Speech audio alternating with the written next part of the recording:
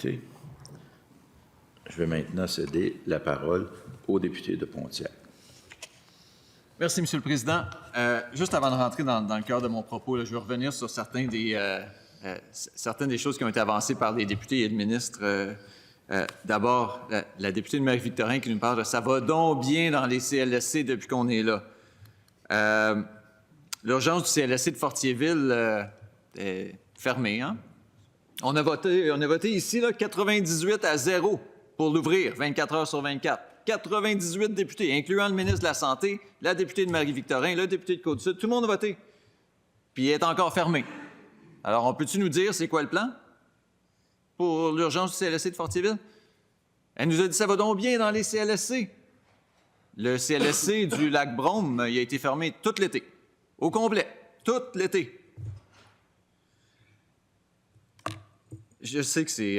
le ministre nous dit qu'on devrait trouver des exemples positifs aussi, des fois. Mais c'est pas facile. Dans son propre propos, il nous a dit « il faut aussi compter les postes qu'on ajoute. » Puis en Abitibi, bien, on a coupé 111 postes, mais on en rajoute 37. Ça fait longtemps que je n'ai pas fait un cours de maths, mais dans ma tête, c'est moins 74. Ça. Il y a quand même 74 postes de moins. Puis le député de la Côte-du-Sud, qui nous dit que la priorité numéro 1 du gouvernement, c'est la santé. Mais je pensais que c'était l'éducation. Je pensais que le premier ministre était revenu en politique pour l'éducation. Puis il nous parle des urgences. Et là, je vais accorder ça au ministre de la Santé, preuve de l'indépendance de Santé Québec. Pendant qu'on est ici, ils ont publié des chiffres sur ce qui se passe dans les urgences. Et voici. Évolution du taux d'occupation sur civière au Québec. 2022-2023, 103 2023-2024, 111 2024-2025, 115 Je ne pense pas que j'ai besoin de rappeler aux députés le titre de la presse il y a quelques semaines. Pire taux d'occupation en 5 ans.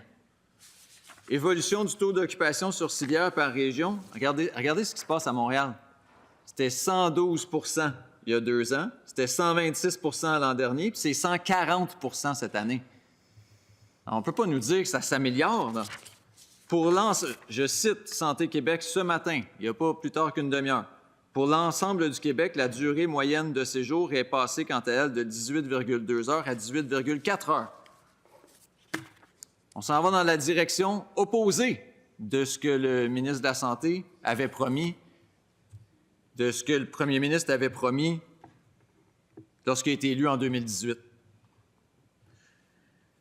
Et, Monsieur le Président, moi, là, j'en suis là, je comprends les députés là, qui disent on veut se féliciter comme gouvernement, on travaille fort, mais la réalité, c'est que les Québécois ne sont pas mieux servis.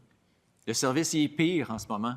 Il y a 5 des Québécois qui pensent que ça va mieux aujourd'hui qu'en 2018, quand le gouvernement de la CAQ est arrivé au pouvoir. Alors, je reviens à mon propos initial, Monsieur le Président.